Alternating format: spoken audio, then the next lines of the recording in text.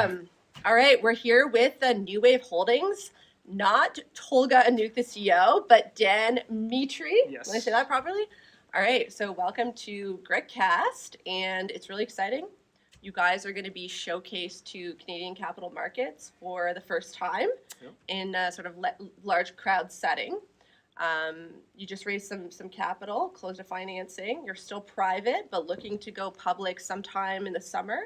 So why don't you tell us what New Wave is all about and a bit of your background and how it all got started? Sure, yeah. So New Wave Holdings, in a nutshell, is an esports and competitive gaming investment company. And so what we do is we take the show money that you aforementioned, and we deploy that into incubative companies, companies that are looking to grow, looking to scale in different regions. And what we've done so far is actually quite impressive. What we've done in the past 3 months. It usually takes companies a bit longer to do that. Mm-hmm. So we're moving fast. We're moving fast with that capital deployment. And we're really thrilled with what we're doing because I'm backed by 16 years of the gaming industry. I come from the publisher-developer world, where I worked in electronic arts on the Battlefield franchise to Madden, FIFA, NBA. These are all inherently competitive titles. Mm-hmm. Worked across that THQ and Sega of America, Sonic the Hedgehog. That was a dream come true. Okay. Activision Blizzard, Sierra Online. And I've seen a lot of different trends go through the industry. And those are trends that stick. Mm-hmm. So like, for example, from retail box product to digital platforms. From this new platform called Facebook to the Twitch and YouTube giants that is now. And then there's the influencer space. So now we see a big paradigm shift with esports emerging into North America. And I said, hey, I want to be a part of that. I do great at building communities around those and marketing towards those. And I've joined forces with an incredible team. So our president, Trumbull Fisher, has 14 years of investor and capital markets experience, managed a hedge fund for a long time. So he's our in here in Bay Street in Toronto. I actually know Trumbull well, so we're friends. Yeah. And actually, I should mention that, full disclosure, Grit Capital is going to be working with New Wave. This is our next esports investment that we're backing. We had great success with Enthusiast Gaming back in the summer. That company went public at $1.25. It's been hitting all-time highs in the last few weeks. So New Wave is our new client, and we do know Trumbull, so it's quite a nice little family here. Yeah, no, we're excited to be represented by you because you're opening us up to a lot of new opportunities. Right, because you're from LA. You're not a Canadian. No, I'm not. No. So back in LA is my business partner and CEO Tolga Anuk. Like you said, he wasn't able to be with us here today, but we met 12 years ago. Okay. And he has a background in app development and a very creative space. I mean, all of our branding is from Tolga. Right. But he's leading our company in the way that is going to help us navigate this very emerging sector in North America. We saw Asia that's 20 years ahead of us, right? The esports scene over there is just absolutely explosive. Europe is right there next to them. And then now we're coming in at the ground level. And so what we've done is placed 3 investments already. Mm-hmm. One in a company called Tidal, who's going to be here today, right. Led by Charlie Watson, and they have Team Lazarus. We're really excited about those opportunities because they're a very diverse team. They play a lot of different games. They represent a lot of different lifestyles and backgrounds of gamers in the community. And that's key, right? Not to be in one game only, because that's some of the kind of pushback on the investments in the team, even though like Drake and Will Smith and The Weeknd and all these big celebrities are attaching themselves to these teams because of the sizzle. Mm-hmm. The risk that everybody kind of sees is like, well, what game is going to be, hot 12 months from now? Will it be Fortnite? Will it be Apex Legends? Like, we just don't know. So it's good to have a diversified team that can play on many of these different games, right? You have to, because there's a lot of nuances that I think a lot of people getting into esports may not know about. And it comes from the development side of things. Mm-hmm. What's the live service look like? Are they making major game changes to the code that can completely impact the way players strategize and the sort of typecast that they play in? Whether you play an assault character in a war game or more of like a tank in an RPG game. With those changes, you have to have a team that can adapt quickly. But also where the money's flowing into, right? So you have the Overwatch League that just announced some big franchise buy-ins. A lot of these teams may not be able to afford that, but where do they put their allocation and the resources to get into the scene and build the team into something bigger than what they are now? Well, in Overwatch here in Canada, like all eyes on a deal that's going to be going public any day now. Yeah. Luminosity Gaming, which has a management contract for the Vancouver's team for Overwatch. So That's a deal. They raised, I think, $25 million. It's an RTO that'll be going public, and we kind of see that as the barometer that's going to set the tone for all the deals. So hopefully that one does well, because that'll be good for New Wave when you guys go public, and any of the other deals that are going to be presenting actually today. I mean, look, when anybody is successful in this space, it helps all of us. When someone fails, it hurts all of us. So we want to see everybody thrive. So moving on, you got Tidal. We got Tidal. We also place investment in Playline. Right, also here today. Yes. Yeah. So for those who don't know, that's founded by UFC middleweight champion Michael Bisping, NBA's Roy Hibbert. We're really excited with what they're doing there, because they bring daily fantasy sports to anybody who's an enthusiast of sports, but they're breaking into esports soon. And that's obviously tying the spectator world and engaging in esports in a completely different way, rather than just watching or using a Twitch extension. Now they can monetize on some of their spectating. So how would it work? You could bet on, like, from a fantasy standpoint, on a game that Ninja's playing? Like, is that how it would work? Yeah. So you're looking at a league, and you're looking at the different league segments. So who's going to get X amount of kills, X amount of deaths, how many supportive roles, and assists to wins. So there's where all your fantasy breakdown is. And if you could get all those, accurate, boom, there's your $1 million. All right. But the odds are against you. That you could then invest in Playline too, right, with your winnings. Yeah, exactly. Maybe the customers become the investors.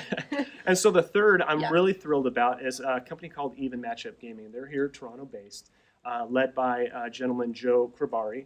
He's been doing this for 3 years. He built an empire out of grassroots and collegiate scenes all around Super Smash Bros. Ultimate. Okay. So he started 3 years ago with 50 people coming out to events. Now now he's 3 years later, he's got 7,400 people competing over 82 events through the year. He's building it up into this mega beast in Toronto. And here in May, he's got his first major for the year called Get On My Level. And this is, again, where all the big Super Smash Brothers and other fighting game competitors are coming out, trying to win the victor, that crown of Get On My Level champion. And they're partnering with Nintendo, partnering with BenQ and Red Bull, so there's a lot of hype behind it, a lot of partnership infused in there. So obviously, we're kind of diversified across that, so we have a platform, we have a team, and we have an event organizer, and we build synergies between those three. So not only do we place investments, but we also allocate our resources and our time into this and building these companies. So we are very much dedicated to seeing net profit. It's kind of like a private equity angle, where you're kind of investment plus, you're an active investor to create and increase the value of these investments. And I think it's really important in esports specifically. It might not be the case in other sectors like cannabis, but in esports, the business models are a lot more complicated, like the revenue models and the profitability models. And so it takes a lot more work, I think, to really get it right. And so to have a publicly traded vehicle that's going to have investments in all of these different companies is really good for the retail crowd, like we were talking before. Might not be for the institutional guys who can spend all day figuring these investments out, but for somebody who doesn't want to hold a large cap but wants to be in the kind of small cap game where you can have big upside returns. I think this is a very good vehicle to be bringing to the capital market. I think that's a great summarization. We get asked a lot, well, why can't I just place my investment in those companies directly? Well, yeah, you can. No one's stopping you. But it's a little dangerous. Yeah, it is a little dangerous. So as a 16-year veteran in the gaming industry, as 14 years in app development and leading companies with Tolga, with Trumbull doing what he's doing for 14 years, we're vetting everything. We're filtering for you, but we're also dedicating to becoming team members of those companies and making those companies more optimized and being more efficient in their year over year. So we're working for you as well. And so that's why you would want to place your investment in New Wave. So moving on from that, though, we have also an acquisition called Thunderbolt, and that's our development arm and our advisory services. So that's where we kind of funnel things in. Got it. And as you mentioned earlier in the interview here, we do have a definitive agreement that we're closing pretty soon. And then within the next several months, we're going to be public.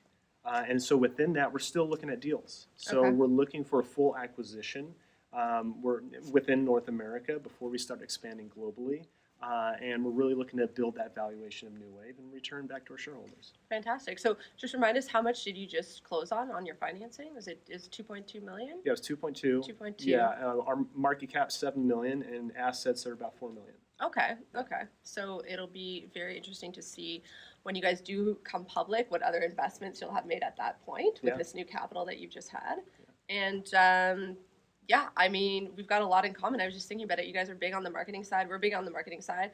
I work with a really good friend of mine. You work with a really good friend of yours. And we both like esports. The only thing probably we don't have in common is I don't play any esports. You don't play? No, but I did play some games when I was younger, but it was more like Roller Coaster Tycoon or like Sim City. So that was more like my jam. But I'm learning a lot. I went down the rabbit hole about 6 months ago. And so, here we are at this awesome event we're going to be hosting tonight. There's 550 people coming. Yeah. They're all going to hear the New Wave story right from you, not Tolga. Tolga's back home going to be watching live. I'll do him justice, though.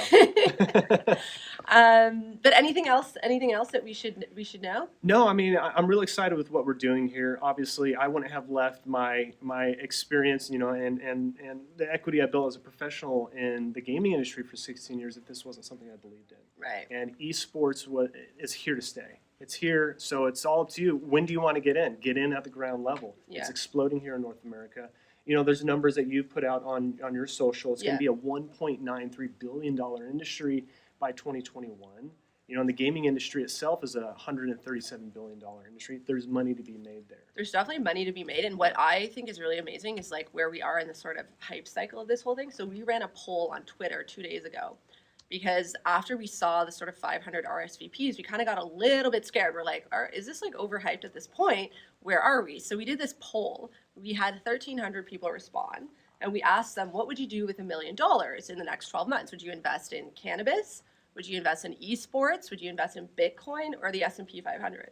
And the good news is that basically esports was on par with Bitcoin. So. Wow. Bitcoin's like in a huge bear market right now. So people like esports just as much as Bitcoin. And then cannabis was like by far the favorite, which I think we all can probably attest to the fact that it's in a bit of a overrun bull market. And so we're somewhere between Bitcoin bear and like the overcrazed cannabis market in terms of appetite for esports. So I think it's a really good place to get in. There's a huge spectrum there. Yeah. And there's only 12 companies publicly traded in Canada in esports, and there's like 300 cannabis companies. Yeah, and I think those companies are more team-based, right? Yeah. And so New Wave is going to be one of the world's first esports investment companies to be traded publicly. We're proud about that, But you're right, everybody is looking for esports. And I would say, well, are we confident that esports is going to grow into something more sustainable? Absolutely. Look at the industry. The industry has been in a growth phase since, the 70s, 80s when the first consoles were released. And look how it's progressed. It's weathered through 2008 recession when people are spending less time or money in movies because of the economic environment. They're spending more time at home playing video games. And now you have gamers who make a brand and a living based off their influence and their brands, their personalities. They're now getting into esports and diversifying even their revenue further. And then you take the last point here is big publishers and developers are sinking more resources into live service games. And live service games are the big multiplayers. There are some single player games out there with DLCs along the way, but the big money's all around multiplayer. And by extension, esports is a big retention tactic. So get people playing your game day in, day out, and all of the ecosystem around that keeps it alive. It just like increases the velocity of making money in the games, making money outside the games. It's fantastic. Yeah. I always look back at the whole Twitch acquisition that happened back in 2014 and how massive that was. $1 billion in cash was paid by Amazon. And at that point, it wasn't even generating that much. I think it was doing $16 million in revenue, and they paid $1 billion for it. But they had the foresight, right, to see that it was going to continue on growing. And I think today it's worth somewhere between $4 and $8 billion. So it's massive. So hopefully you guys have that same foresight in all of these different investments. Yeah, and we'll catch up with you when you take the plunge and finally list and go public. It's coming up. All right. We're excited. Thanks so much for joining us. Cool. Thanks for having me.